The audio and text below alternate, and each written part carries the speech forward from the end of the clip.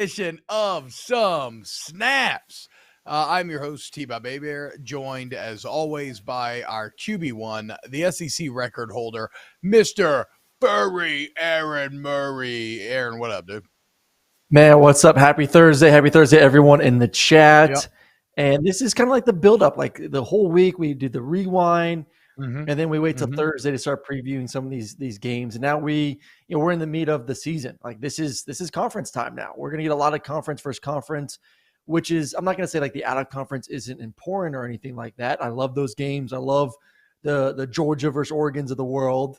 Yes, T-Bob, we still love them. I love the FSUs and the LSUs of the world. Like good games, but they don't mean as much as these weekends do, where you get, SEC versus SEC, Pac-12 versus. I mean, we had two Pac-12 teams ranked going against each other out there in LA. Man, how awesome is that to see that conference kind of emerging with some pretty good football teams? So a lot of good stuff to break down this afternoon. Yeah, excuse me. My stank face was not for the good out-of-conference matchups. The problem is that there's too much BS scheduling that goes on in the out-of-conference matchups. So every gym, you got to eat a bunch of crap, right, for every really good one. Like now, every single weekend slate is just going to be full top to bottom with bangers. And that's what you got going on this weekend as well. And so we're going to dive into it with our top 5 games of the day. By the way, if you are in the chat, thank you so much for hanging out with us. Yeah, it's me, Dylan Meadows, Daniel Bad, Fonzarelli, all the boys. Look, go ahead, share the post, all those kind of things that, anybody that you watch now on YouTube tells you to do. It helps to, please the algorithmic gods that rule our reach and existence and make our bosses happy. And shout out to our bosses, the Volume Sports YouTube channel and podcast network. We love being here on the Volume, and shout out FanDuel for making it all a reality. FanDuel promo code SNAPS if you're just signed up. I mean, Aaron, I do not want to be like me and Brum were talking about this off air before the show. I don't want to be overly corporate advertising guy. But FanDuel has a badass deal where it doesn't matter if you're new or an old customer. On Thursday night football games, you get a free $10 same game parlay. Like, you can literally bet it, and if you lose, well, you get that $10 back. I mean, what are we talking about here, dude? Just take a shot. Just go crazy. Like, I put together like a really dumb 4-legger that probably won't hit, but if it does, it's going to be like a couple $100. So, like, hell yeah, dude. Shout out FanDuel.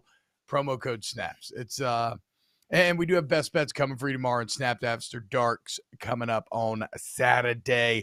Scott Hubbard says go Dogs in the chat. We're gonna see what Georgia's gonna do this weekend, but unfortunately, somehow Georgia Auburn not on the top 5 list. Unbelievable. Which maybe unbelievable. It is weird that game. The South's oldest rivalry.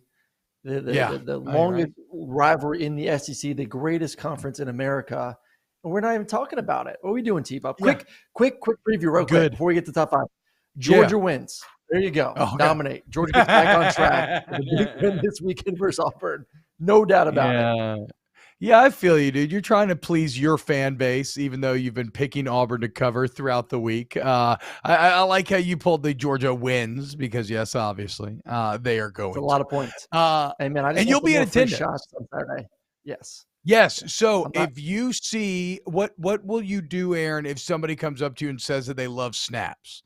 You're going to have to go the extra mile for them. Maybe you're going to have to give them a little kiss on the cheek, unless they're uncomfortable with that. Maybe you give them a little hug, a little picture, something there. If somebody says you love snaps to Aaron Murray this weekend in Athens. I don't know why, Brumley, why we never got little pins of T-Bob and my little faces in our Hawaiian shirts to pass out at these games. So the things you asked for yesterday? Yeah, exactly. Yeah. Producer extraordinaire. The things you asked for yesterday? Producer extraordinaire. Yeah. Come on. It's just as likely that you conjure them with your wand as me getting them there to you in 24 hours. But continue with the show, please. I mean, look, I don't know, Aaron. He's sitting here telling us for the show. You think this is my first rodeo? I mean, I don't know, dude. Sometimes it kind of feels like it. No pins. I mean, the man asks for pins. There's no pins to be found. It's a fair point. by QB1. Not really. To be clear, I love Brum. He does incredible work, and hopefully we can get Penza. That'd be tight. You know what else is tight? Our top 5 games of the week. So let's dive right in, and we're starting with one, Aaron, that I got to be honest. This one was under my radar. It wasn't until I heard you and Brum start breaking this down and started looking at myself that I'm like, okay, no, this is a sneaky good matchup, and it features the sneaky good conference, and that is Texas Tech at Oklahoma State. Wow, I just noticed this. Big gun matchup here. Everybody popping pistols everywhere at this game. Cowboys versus the Red Raiders. And what's odd to me is Oklahoma State is, it seems like they are lining up to maybe have their year. This might be their best opportunity to make the most of this early top 10 ranking, to win the Big 12. But it is Texas Tech who has kind of all the headlines and the juice going into this game. I am not sold on Oklahoma State right now. I'm not. You watched the film last week. It was a great win versus Baylor. I thought Baylor actually was the better football team, just wasn't able to capitalize at certain points in the game. Congratulations to Oklahoma State for winning it. But they're a football team in my mind, T-Bob, that you watch them and you're like, they're going to lose 2 games this year. They may lose 3 games. It's a good football team. They're not, we went over our favorites in the Big 12 yesterday. They're not one of my favorites to win that conference. And the big reason why is their defense. Their defense is the worst passing defense in that league. And what do we know about the Big 12? They like to throw the football. They have great quarterbacks and great receivers. And if you cannot defend the pass, you're going to be in trouble. And prime example is going to be this weekend. They're better than Texas Tech. There's no doubt about it.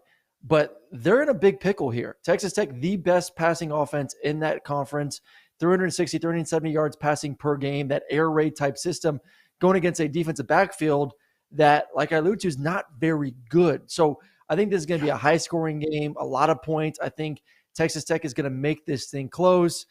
I have enjoyed watching Spencer Sanders kind of take that next step in his maturity, taking care of the football, but it's still in his DNA to give it up. So you got to be on the lookout that for any minute. So, I don't see them as a top 10 team in the country. I think they're a good football team. I don't think they're a great football team. I think Texas Tech keeps it close this weekend.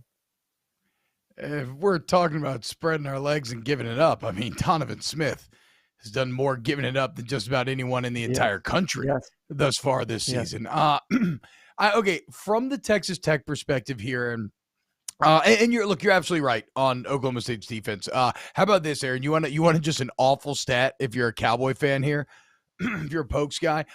Texas Tech leading the country in passing plays over 10 yards. So they are gaining chunk yardage.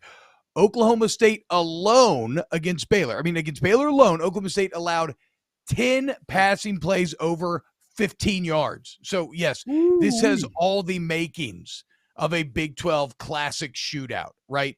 Oklahoma State dead last in the Big 12 in total defense. The thing, and from the Texas Tech perspective, look, this is a massive game for them. This could be a bit of a launching pad game.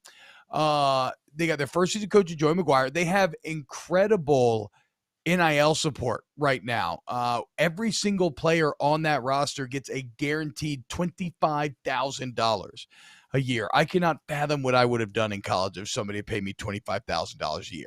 But that's at Texas Tech. And this is something that I've talked about in the past, where at a time when Oklahoma and Texas are about to leave the Big 12, and especially Oklahoma's departure will leave a power vacuum, and all of a sudden Lubbock, through just financial investment, can become that much more attractive to recruits. There's a chance that Texas Tech becomes there's a void there where they could maybe push to the top of the Big 12 and say, no, in this time of change, we are going to emerge. And if you can go beat Oklahoma State here, that would go a very long way towards making that a reality. So look, I think there's a ton of points scored in this game. What's the over-under set as? Is it 69? I was about to bring 69 and a half points. Okay. Well, follow me here. 69.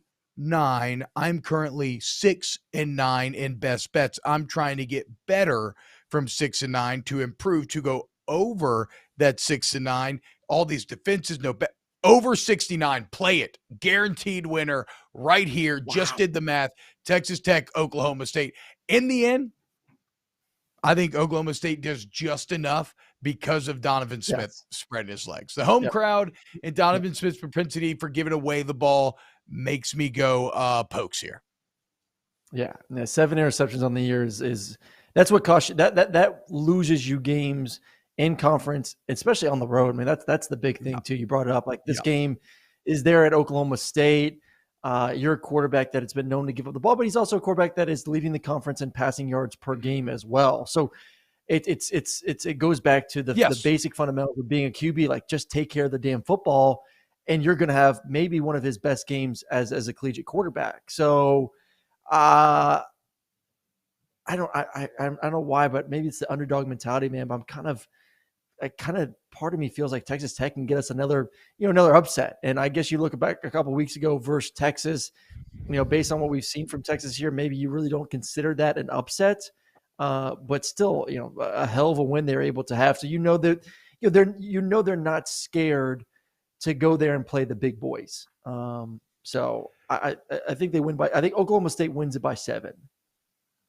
Yeah, I think Oklahoma State's just a little bit above where Texas is at right now, but we're going to see. And yeah, Donovan Smith, 4th in the country as well at 362 per game. So it could be 1 million points scored this game. Yep. Before we get to game number 4, Aaron Murray, you're going to be tailgating this weekend, and lucky for you here on Snaps, we have the perfect tailgate companion, and that is, Turtle Box, dude. Look at this thing, dude. Turtle Box outdoor speakers. These things are amazing, y'all. Okay, they're incredible. They're so easy to hook up. They're very well made. Like you can drop them. They're waterproof. These things are waterproof. So if you're like an outdoorsman and you want to take them on the boat, take them in the water, wherever you're going, like tiki tubing or something, anything like that, golfing, whatever. Like I said, I throw it behind my bicycle and a little carrier thing that I carry my daughters in and play princess music around the neighborhood. I use it in my office so I don't have to wear headphones for my computer. Like this thing is so sick. Ultra long battery life. Aaron, have you gotten any use on the T-Box out of your I have T-Box? gotten use inside the house. Yes, I said Maddox loves this thing. He thinks it's his. Honestly, he's taken it from Dad. He's like my box, and just wants to play his Disney music on there. So we keep it nice and PG in the Murray household with our new box. I just make my daughter listen to Lil Boosie 24/7, dude. Smoking on that purple. I done got a bag for cheap. Eyes barely open, and I'm glued to the back seat. Look, use the promo code SNAPS. You get $20 off your order as well as free shipping. Promo code SNAPS, and you get an incredible product. What else is cool? If you buy 2 turtle boxes, it's actually very easy to connect them both, and you get like stereo sound. Very cool. Shout out Turtlebox. Love having you here on Snaps. Also love the number 4 game on this list. You'll see me talk about it during Best Bets tomorrow, but here we go again for the 3rd time this year. In Lawrence, Kansas, the Kansas Jayhawks are home dogs. And what are they going to do for the 3rd time, Aaron Murray? They're going to win. First, it was 14 points to West Virginia. They had to learn. Then it was 3 points to Iowa State. Now it's 7 points to a TCU that everybody thinks is so hot for beating a bad Oklahoma team. I am not buying Kansas as much as you. I love the story. Like, don't get me wrong. Like the story of Kansas and how well they're playing this year, especially with Jalen Daniels, who you can maybe consider a Heisman dark horse candidate. You also consider Max Duggan's a dark horse in the Heisman race. TCU is the better football team, plain and simple. Like we are just buying in, and you, T-Bob, are buying into this. Kansas is playing good football. Kansas, I mean, you look at their wins this year. I don't see any quality wins, and you can say the same thing about TCU. Show me TCU's quality wins. I just said it. You could say the same thing about TCU, but turn on the tape. Once again, the tape doesn't lie. Just the quality of players on the football field, what they're doing. You can, as former players, of guys who have played, you can turn on the tape and you can see which guys have better athletes, what has the better team, the foundation on both sides of the football, and that's TCU. Play. That's it. Just play. Sorry, I'm not going to get into a crazy deal. Like just based on film, they are the better football team. They are the better football team. Tape doesn't lie until it does, Aaron Murray. I mean, we said the same thing, both me and you. We had watched a film on USC and Oregon State. How could SC not cover the 5.5? They were clearly the better team in so many different ways. And yet, all of our tape viewing went awry. And there is something to this Kansas team right now, and something that Lance Leipold is building in Lawrence right now. The atmosphere and fan base at home is going to be electric. Again, I think we're overvaluing TCU because we overvalue Oklahoma, and we're undervaluing Kansas because of who they've been. It's a brand mix-up game, and our brains take time to adjust. I still think the Seattle Seahawks are good at defense. They're second to last in the NFL right now in points given up. The only reason I think that, though, is because of Legion of Boom like 5 years ago, okay? So, yeah, I get it. We're all struggling to come around to Kansas being good. And Max Duggan is a monster, but Jalen Daniels is right there. They're 1 and 2 in pass rating. We're not struggling to realize that Kansas is a good football team. Like, yes, they are a good football team, but also, once again, I think you're buying into the narrative right now, and this fairy tale story of Kansas is a good football team, and that they're not even a good football team, but an elite football team. Because I will say they are a good football team. I love their offense. I love what Jalen's doing, but there's a difference between being good and being at that next level where I think TCU has a legitimate chance to win that conference. And you bring up like, oh, Oklahoma's not great. And yeah, Oklahoma has some struggles. They have some struggles, especially on the defense side of the football, but they didn't just beat Oklahoma, who still has a lot of talent on the roster, regardless of how well they're playing or not playing at the moment. You beat them, sucks. 55 to 24. It was a ass whooping. I mean, that just shows you how good the TCU team is this season. So, for beating the team that lost to Kansas State, that lost to Tulane. Yeah. And Kansas State's a damn good football team, and Kansas State's a good football team too. So okay. Well, Kansas State. Okay. So that's why Kansas State's just favored by 2 right now over Iowa State, who Kansas just took care of. Rock chalk, Aaron. Okay. Look, I'm definitely playing the +7 as far as winning the game. I feel you. It's up in the air. Right, it's up in the air. But I'm going to tell you this: it is not the road. They're also on the road at Iowa State. So, you know what's funny? I keep hearing all these, Kirby. Sorry to get off this game real quick, but hit me with some Georgia victim complex, please. I need to hear this. I'm not hitting with any Georgia victim. This is more SEC victim. Kirby came out with this whole like, man, it's tough to play on the road. This in the SEC, it's tough to play on the road. And I just hear all these like SEC haters have come out and it's like, oh, what is he pretty much saying that it's not hard to play in the Big 12 on the road or the Big 10 or the Pac-12? Like, no, he didn't say that. He just said it's hard to play on the road in the SEC. He wasn't saying it's not hard to play on the road anywhere else. And all these freaking idiots. Like, these dudes are idiots. Like, these SEC haters are. You can just say Danny Cannell's name. No, it's not Danny. Danny is a little bit. Made a career of it. Yeah, but I was listening to Joel Klatt earlier, and he was like going on a tangent about what Kirby said. Kirby said nothing about it being easy to play on the road at any other conference. All he said, because it's been like on me, like I want like to tweet at him or something. All he said is it's hard to play on the road in the SEC. That's it. And every anti-SEC person had to jump on it and make some big ordeal. It is hard to play on the road at 90% of schools in America. Okay, I don't care what your job say 90. It is a bitch. What's that? Yeah, unless you're playing at UCLA. I was going to say it is hard to play on the road. Yes, except for there are a few exceptions to that rule. No, look, that's a couple of things I think there. That's the rest of the country being a bit defensive because they constantly feel the need to prove themselves against the SEC, and that's also the influences of the dark shadow lords like Ryan Brumley, who see that Kirby quote and then put it in Joel and everybody's ear. That he's kind of coming at the Pac-12 over this. Yeah. This is actually a commentary on the rest of college football. You should do a take on this. And then next thing you know, there's Danny and Joel running away. It's the same way that he's trying to manipulate us. But guess what, Brum? I'm onto your shit, okay? That's why I'm going to make sure to talk a ton of crap about Jimbo later, try to get headlines. All right. Game number 3 on the list. Okay, so you are definitely riding with TCU and a cover, it sounds like. TCU's what, 7? Yep. Yeah, I think TCU rolls. TCU, I think they win by 10 plus. I think they win by double digits. Should we do I see a little bet in the chat from I'm not getting my haircut I'm not getting my haircut. Come on, don't be a little bitch, T-Bob. Let's go. It's Sequavius haircut. No, that's not even fair because your hair is already very close to a fade. I'm going through a long hair phase in my life right now, and so the difference would be massive. We maybe could come out. Can we take a poll of whoever wins the spread gets the Sequavius haircut? If you think that I'm going to be beholden to a chat poll as to whether or not I get a Sequavius fade, I mean, it would be pretty funny with a fade, to be fair.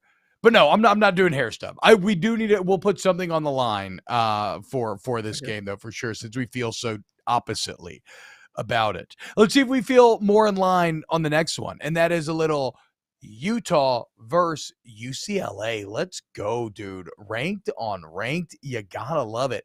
Out of the Pac-12, even better. Unfortunately, at the Rose Bowl. So we're hoping for 2,000 people. I think if we can get 5,000 people at the game this weekend, that's going to be a massive, massive win for the Bruins. And speaking of needing a win, the Bruins owe these boys. Yep. I was pretty shocked when I started to read some of this stuff here, Aaron. Utah has dominated UCLA of late. They have won 5 in a row. They have outscored the Bruins during that time 234-99. They have nearly tripled them. And you look at Dorian Thompson-Robinson and DTR owes him, man. What is this? His 7th year starting. He has never beat this Utah team. In fact, he's actively got his ass kicked by this Utah team the entire series. And it feels like this year, if it was ever going to be a year, and look, it's a fascinating matchup that features the top 2 offenses in the Pac-12 from a points standpoint, or excuse me, 2 of the top 4, and then the top 2 defenses in the Pac-12 from a yardage standpoint. But if not now, when are you going to do it? If you're UCLA, you got an upperclassman DTR, you got an upperclassman Charbonnet. Go out there, make it happen. Charbonnet or Cabernet? Which one are we going with for the weekend? I mean, I love that you stumbled into Cabernet yesterday. That is fantastic because my mind was on tailgating. Well, it's even better too, and that'd be very fun if you were tailgating with a glass of Cab. But it's even better too because the nay on the end is the French pronunciation, but then you took the very French beginning, the sh, and just made it a car or a cab.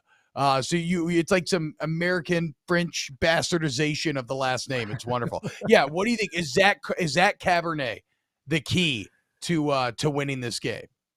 No. I think it's DTR. I think he's the key. And you know what's crazy? We think of Utah as this physical football team, this team that is going to want to beat you up on both sides, and they still are somewhat physical. But I honestly think UCLA is a more physical football team. You look at them. We talked about them a little bit with Coach Neuheisel. What they've brought this year to the defensive side has been tremendous. Only giving up, I think, around 61 yards per game on the ground. I think they're the better overall football team. I really do. Mm-hmm. I'm a big fan of Cam Rising.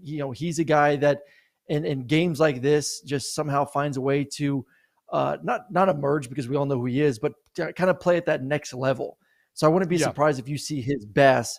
But you allude to it, T-Bob. DTR, Dorian Thompson-Robinson, has played a lot of football, a ton of football. And he just seems to get better and better and better. Then he took a massive step this year and has been just on fire to start the season off. I think they're the better football team. I really do. I think UCLA, with what they're bringing on defense, with DTR and how much he's progressed as a runner and a passer, I think they go and win this football game and kind of make a statement that, hey, maybe we are the best team in LA, and then you better recognize us as a team that could possibly win the Pac-12 at the end of the day.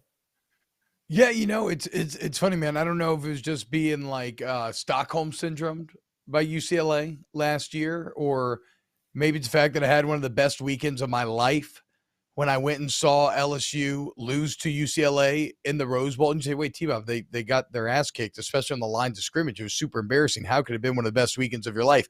Well, the night before, I was walking into a medicinal shop and I saw a fellow denizen from Baton Rouge, and he asked me, oh, are you going to John Williams tonight? I said, what? He said, yeah, John Williams. Like, as in J-Dubs? As in Jaws? Harry Potter, Star Wars, memoirs of E.T., like literally any movie that I ever loved growing up. Yeah, he played at the Hollywood Bowl, and I got to go see him live, Aaron. It was literally the greatest night of my entire life. I was tearing up at one point, and then I tweeted a video of it, and Mark Hamill, Luke Skywalker, tweeted back at me. The literal eye of God turned and shone upon me for one beautiful night.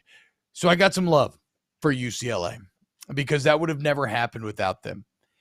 And I love revenge, okay? And I love somebody who constantly bashes against the wall and then finally breaks through. And so I'm rolling with the Bruins plus the 3.5, and I hope that they can find a way to beat Rising in Utah at home. Give me UCLA. I'm going my heart here. I just hope the fans show up. I really do. Like, it is just – Yeah. You know, you could kind of blame the beginning of the season. Like, they played some crappy out of conference games. Like, I get it. Like, who wants to go watch a blowout, or would you rather go to the beach? I'd rather go to the beach. So, like, this is Snaps is calling out UCLA fans, and I'm sure y'all probably don't give a damn. But come on, show up and support your football team. Let's go. Yes. You can take one afternoon off going to the freaking beach. Between our own SEC lineages and our love of USC, I'm sure there's many UCLA fans that are surprised to hear the love that we have for them as well. I know I am. I traditionally hate Los Angeles teams, but something about doing this show has yeah, there's the poll. Do UCLA fans care that Aaron called about? Yeah, vote if you're in the chat for sure. They're just fucking beside themselves. They're rallying the troops as we speak right now. UCLA, the Bruins all going to be all storming 700 in. of them. All 700 of them are going to storm those beautiful Rose Bowl gates. Still one of the coolest. Who can ignite that fan base? Like, who is it? Troy? No, I mean, no, bro. It's what Neuheisel said, man. It's the stadium thing. I mean, the Rose Bowl's awesome, right? But you got to build a stadium on campus. You're going to get Big Ten money to do so. You have to do it, right? Yep. It makes all the sense in the world. Number 2 on this list. One, if you're looking at my office, very near and dear to my heart. And that is a top 10 Tennessee volunteer team visiting Death Valley to take on Brian Kelly and the Tigers. And by the way, Aaron, the Tigers going into a game ranked for the first time in the Brian Kelly era. And you got to love coaching resume stuff, right? Because everybody loves stacking top 10 wins on their resume, even if they don't end up being a top 10 team. And that could absolutely be Tennessee this year. Now, I think they feel like a top 10 team, and I'm very intimidated by them. But if you are Brian Kelly, this is a golden opportunity to try and steal one where you're punching up, but not that up. I mean, look at the line. No. The line is 3 right now. Aaron, what's your read on this game? I'm torn, man. I really am. And the big thing that continues to have me worried if I'm a Tennessee fan is Cedric Tillman looks to be out again this weekend. And he is one of the premier receivers in all of college football. So, it was great to see some of these other guys like Hyatt continue to step up the season, but you need Cedric. Like, if you're going to go on the road against, I would say, one of the better passing defenses and secondaries in the SEC, with Jay Ward and Greg Burks on the back end, and then obviously B.J. Ojulari coming on the outside. Like, you need all your weapons ready to go. So that worries me. I would have a lot more confidence if Cedric was out there. But I think this is going to be a game where can you find a way to get Hendon to screw up? And that's something that he doesn't do. And it's been 2 years now. The guy doesn't throw interceptions. He runs the ball when things aren't there. He's dynamic, man. He to me. I think we talked about yesterday, but like if you had to get to that next level of Heisman potential candidates, Hendon's my guy. And I think they're playing with a lot of confidence right now. I like their defense. I like their front seven. And that was what should give you confidence if you're a Tennessee fan, because right now LSU can't throw the football. And I think No. the struggle for Tennessee is defending the pass. And I know you've loved to allude to that Florida game where, they were able to throw the ball for a bajillion yards. LSU hasn't done that this season yet. Jaden's coming off probably his worst passing performance last weekend. Unless he figures it out, I think Tennessee wins this football game. If he comes out there and has a game and actually shows that he's competent throwing the football, then yeah, they can make it close because of the secondary or the lack of secondary for Tennessee. But right now, I just don't see a quarterback that is willing to throw the ball down the field. Yeah, and let's be clear. When I bring up the Anthony Richardson game log, if you don't know what I'm talking about there, Anthony Richardson threw for 30 more yards against Tennessee than he did in the first 3 games combined. So it was a insane explosion of stats. When I bring that up, I am looking for, rays of hope to latch on to. Oh, yeah. It doesn't mean that I expect Jaden Daniels to do that. That said, you would not have expected Anthony Richardson to do that either. That was one of the big things going into the game. One thing that concerns me a bit about this, beyond just the fact that Hendon Hooker looks incredible, and I'm glad you said about the front seven, because I think that the line is, especially against the run, they're really good. They're maybe not the best pass rushers, but I think Tennessee's D-line, they rotate about 12 guys. They're all upperclassmen. One of their starters has 5 letters. He's working on a 6th letter right now. I don't love that matchup from an LSU standpoint with 2 true freshmen and a true sophomore and just really young guys across that line. Like even if the talent ceiling of the LSU's young guys is maybe higher, that age, that experience can matter in games like these. So I don't love that. And one other thing that I don't love is, as good as LSU's defense has been, and they have been very good this year, they have not yet been tested vertically. And so we don't know if their corners will hold up, because like if the Mississippi State offense, which is what we keep going back to, because you shut down a great pass tag there, if they have one thing there, they kind of struggle, it is attacking vertically, right? So what happens when you're challenged by Hendon Hooker deep balls? I think LSU will hold up, because I think Mekhi Gardner and Jarek Bernard-Converse have been really good this year, but I can't sit here and say that I guarantee. So in that same way, when you talk about what's on the line, one of the interesting parts about this is in a lot of ways the roles have been flipped. I mentioned Brian Kelly's ability to steal one against a top 10 team. Steal shows you that it's not the expectation. And that's my biggest question for Tennessee. They did it against Florida. They almost blew it, though, but they did do it. Yeah. Can they handle the burden of expectation? And if I'm LSU, F it, dude. Come out there. Play free. Play fast. You got no pressure on you. You are expected to lose. Go down swinging. Do not go quietly into this good night. And so, yeah, if I'm LSU, take some shots. Be willing to accept a turnover or two, and let's just play this game balls to the wall and aggressive as hell and kind of let the chips fall where they may. So, yeah, I think Tennessee wins. I do. I think Tennessee wins. But I'm excited. But I think it's going to be a good game. Yeah. No, I think it's going to be a great football game. I think it's a game that probably should have been, if CBS did it right, probably should have been that nighttime game, and it would have been electric and might have favored LSU at that point. Death Valley at night's a little scary. What I would tell Jaden is kind of what my mom told me back in middle school basketball. I was the guy that wasn't very physical. I'm a quarterback. I'm a little bit soft.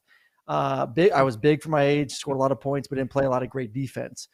So my mom was like, every time you foul someone, I'll give you $10. And my physicality went through the roof. Yeah, because I just wanted to go after it, So she wanted to see me be a little bit more aggressive. So she said, stop being a little bitch. She didn't say that, but essentially she said that. And go get some fouls. So every foul, $10. And I'm not telling Jaden that he should get, an IL deal for every interception he throws, but he needs to stop being scared to make mistakes. Throw the ball down the field. If you make a mistake, so what? You'll learn, you'll live from it. But with those receivers you got at LSU, most of the time when you take a shot down the field, those guys are going to make a play for you. You got to trust and let that thing rip. So that's Mama Murray's recommendation for Jane Daniels this weekend. Yeah, dude, if you read it correctly and you have one-on-one, just like you said, take the shot, trust your receivers. That's where the most talent in your team lies, and it lies completely untapped. Really bad stat here. LSU just 2 of 16 against Power 5 teams in yards that have traveled over or in passes that have traveled over 15 yards. So But whatever. Hey, dude, they had a players only meeting. Okay, receivers and quarterbacks did. So let's go. And look, to be clear, Hendon Hooker is just an absolute freak. He is so damn good, and he deserves all the praise that's being heaped upon him. He is a true dual threat in that he probably has like one of the best arms in the nation and is a legitimate athlete that can kill you on the ground as well. And that's got to be concerning not just for LSU, but for really any defense that's going to run up against him this year. So that'll be 11 a.m. in Death Valley. How about that? At 7 p.m. in Tuscaloosa, Alabama. Well, and I'm doing Central Times, by the way, I believe. It's finally here. It's finally here. A game that many Alabama fans and players have been waiting for an entire calendar year. As the Texas A&M Aggies at their lowest point. I cannot wait to see what comes out of Yale practice this Friday. As the Texas A&M Aggies prepare to travel to Tuscaloosa and take on the Tide, the very Tide that they embarrassed in College Station last year, despite being an 8-4 football team. The ironic part about this game to me is in a lot of ways, it may be the least interesting game from a football standpoint, but from a narrative standpoint, it is massively important. As I said earlier, everyone loves a good revenge tale, right? Everyone loves to watch rich people suffer. Everyone loves to watch people fall short of expectations. Are these sad commentaries on humanity? Yes, but nonetheless, they are true commentaries. And so in that same way, I think we are all enjoying the debacle that is Texas A&M and the weird decision points they're being put into. Yep. And now I think you're going to see Alabama beat the hell out of them with a backup quarterback, and it's going to feel really bad. T-Bob, do they have Yale practice before away games? I believe so, because the Yale practice that emerged out of Mississippi State last year, or unless it was a last year video, which I don't believe at all that it was, the cut up that I saw after the most recent Mississippi State one was unbelievable. I mean, these guys are so weird.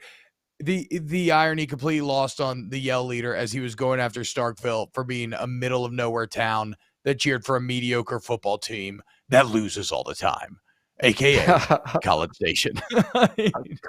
Unreal. Middle of nowhere. You know what's interesting? I went back and looked at, obviously last year the big surprise is when A&M won this football game versus Alabama. First time that Nick Saban has lost to a former assistant coach. We all remember it. Heading into that game, Texas A&M was 3-2 and just lost 2 games to Arkansas and Mississippi State. And their offense was garbage. Their quarterback, Zach Calzada, is way worse than anything they have on the roster right now, but they found a way to win the football game. Okay. I'm not saying it's going to happen twice. They're not going to strike, find magic, 2 years in a row. That ain't happening. I'm more a little bit concerned about the line being around 24 points right now. But that's something to be said, man. Like, they found a way to win a game last year when everyone was counting them out.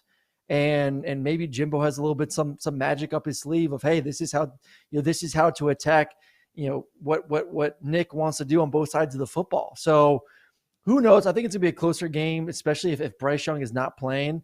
Jalen was great last week, but we talked about at the beginning of the show, Arkansas is bad. Arkansas is bad on defense. Not offensively they're fine, but defensively they're rough. And I don't really care who the quarterback was for Alabama last week. They were going to have success. And Jalen came in there, ran the ball great, threw the ball okay. Gibbs went off. And you just saw a defeated Arkansas team that kind of threw in the towel there in the third and fourth quarter. You're not going to see that from A&M this weekend. They're going to go out there and play. Now there's some legitimate tape on what the offense will look like if Jalen Milroe is the quarterback. The issue is I don't think A&M is going to score much. They have no skill. That's it. It's amazing to me that they have not been able to develop any sort of talent. All these talented recruiting classes they've had for the past 3 or 4 years, that you have not been able to develop that you're relying on freshmen and sophomores to go out there and win big time football games. Where is the development stage there? So, A-Chain's going to have a great game. Whoever the quarterback for A&M is going to have to, I think, run the ball more than they've run this entire year. But yeah, Alabama rolls in this one. They win. I think they win by 20 points, but I would take a look at that line though. I think A&M can cover that spread just because I don't know if Bryce, if he does play, how much they want to put him in situations where he's going to get banged up. It's just that A&M offense is so bad, and the offensive line is so bad, and it's combined with a bad system that, as you said, has failed to develop talent. And if Alabama has done anything in this life, it is create a system that develops elite talent at elite levels, right? Like one that always gets the most out of their players. So, no, I mean, the fact that this game's in T-Town, the only reason I didn't make it a best bet for Bama to cover is simply because the rage that I would feel in my heart if I lost a best bet on Alabama not covering. But, like, I really think that Alabama is just going to absolutely decimate this team, dude. For the sake of Jimbo, I hope they at least cover, because once again, 5th year for Jimbo, and you're losing to Alabama by 20 plus points.